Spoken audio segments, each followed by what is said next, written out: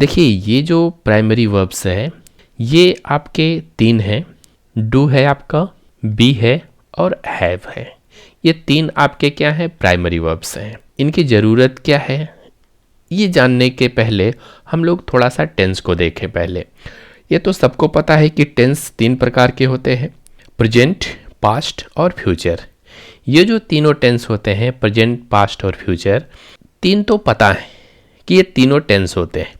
लेकिन कभी आप लोगों ने ये जानने की कोशिश की कि ये 4 जो इनके साथ जुड़ते हैं ये क्या चीज़ है? क्या ये टेंस है?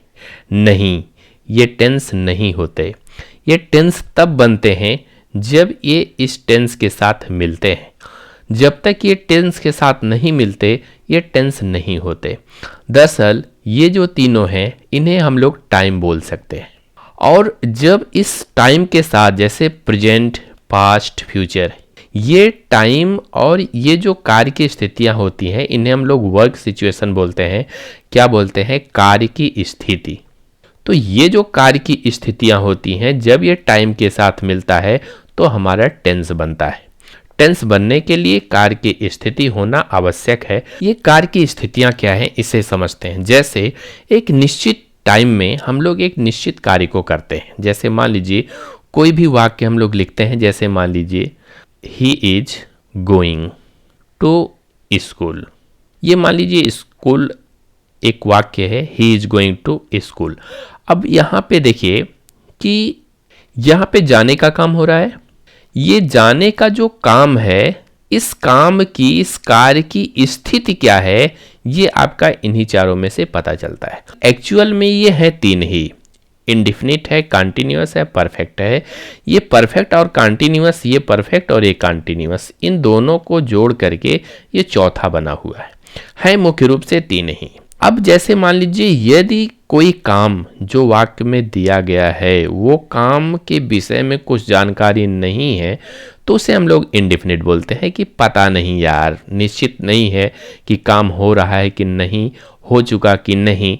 होता है काम ये तो है, लेकिन एक्चुअल में काम की स्थिति क्या है पता नहीं है। तो पता नहीं को हम लोग क्या बोलते हैं? इंडेफिनिट बोलते हैं।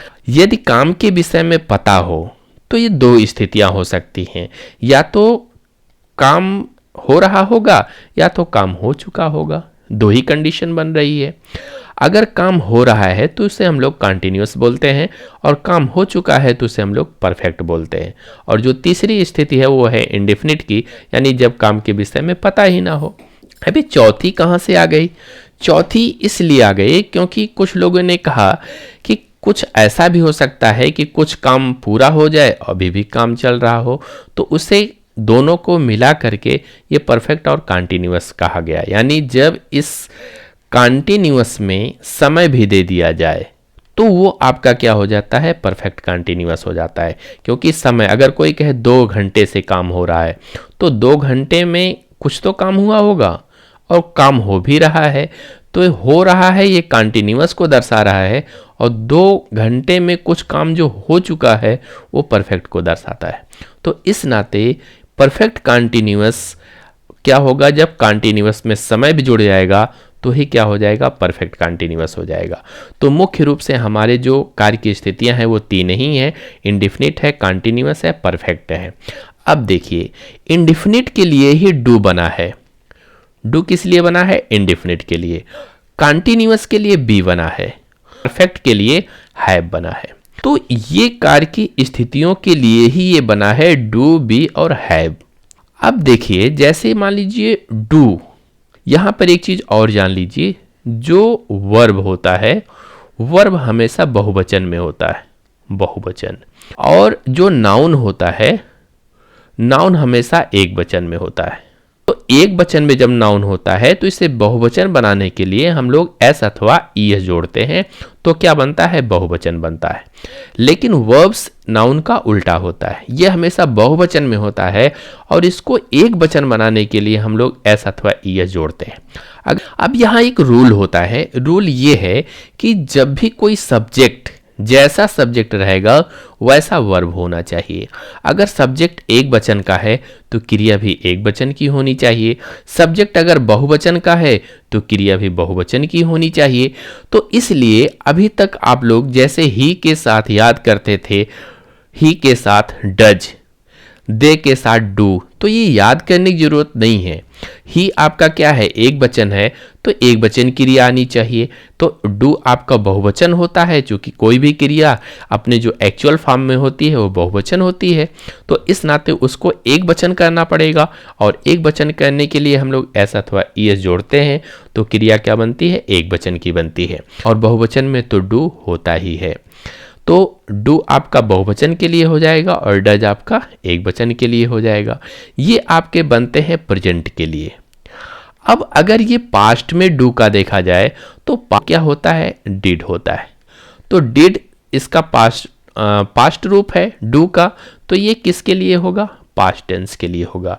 डू और डज किसके लिए होगा, प्रेजेंट टेंस के लिए होगा। अब देखो फ्यूचर में चलते हैं। अब फ्यूचर में जब जाएंगे तो फ्यूचर अपने आप में वैसे ही अनिश्चित होता है फ्यूचर।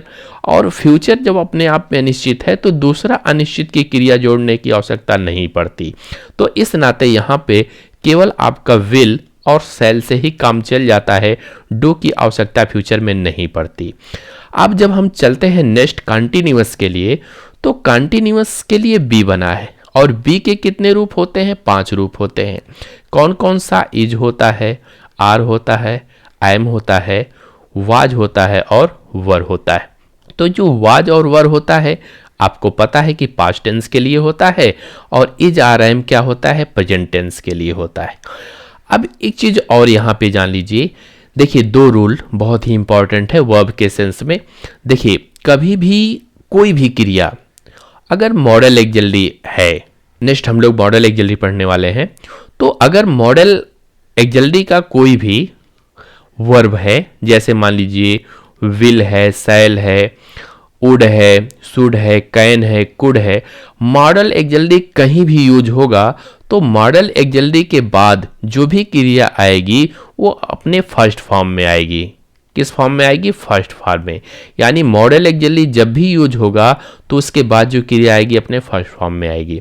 दूसरी चीज, हैव का रूप जब भी कभी आएगा तो हैव के रूप के बाद क्रिया हमेशा थर्ड रूप में आती है।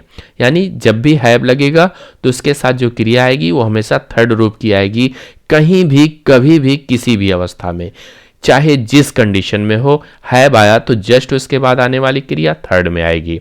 मॉडल एक जल्दी कहीं भी आएगा उसके बाद आने वाली क्रिया फर्स्ट फॉर्म में होगी। ये यूनिवर्सल रूल है, ये हमेशा लागू होगा, इसे हमेशा ध्यान में रखिएगा। अब यहाँ पे देखिए जब हम लोग फ्यूचर में चलते हैं तो फ्यूचर को दर्शाने के लिए इसकी जो क्रिया है मॉडल एक जल्दी, विल और सेल, तो यूज ही होगी। अब कंटिन्यूअस को दर्शाने के लिए हमको बी का रूप यूज करना पड़ेगा। और जैसा कि अभी हमने आपको बताया कि मॉडल एक जल्दी, विल और सेल है, तो इसके साथ क्रिया फर्स्ट फॉर्म में आएगी, अर्थात ये बी ही यूज होगा।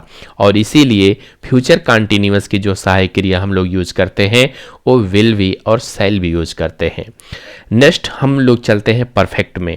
देखिए परफेक्ट में 3 आपके हैं, हैव है, हैज है और हैड है।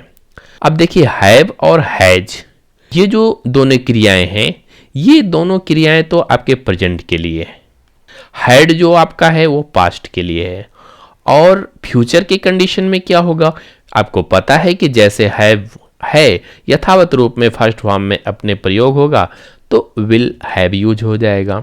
अब जब परफेक्ट कंटिन्यूअस में हम लोग चलते हैं तो यहाँ पर देखिए हैव तो होगा ही, हैव हो जाएगा या हैज हो जाएगा। जैसा कि परफेक्ट में पहली बार जो यूज होगा हैव का तीनों रूप में से कुछ भी हो सकता है। प्रेजेंट में जैसे आपका एक वचन के लिए हैज और बहुवचन के लिए हैव, पास्ट के लिए आपका हैड हो गया।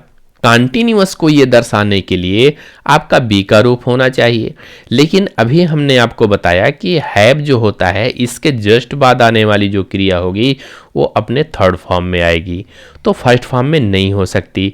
तो इस नाते बी का जो थर्ड होता है वो क्या होता है, बीन होता है।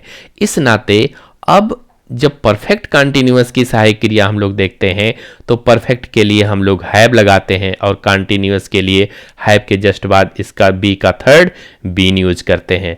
तो हैव बीन हमारा प्रेजेंट के लिए हो गया, हैज बीन हमारा प्रेजेंट के लिए हो गया, हैड बीन हमारा पास्ट के लिए हो गया और विल हैव बीन आपका फ्यूचर के लिए हो गया। तो दोस्तों ये है model auxiliary do B have का यूज जो आप लोग टेंस बनाने के लिए करते हैं।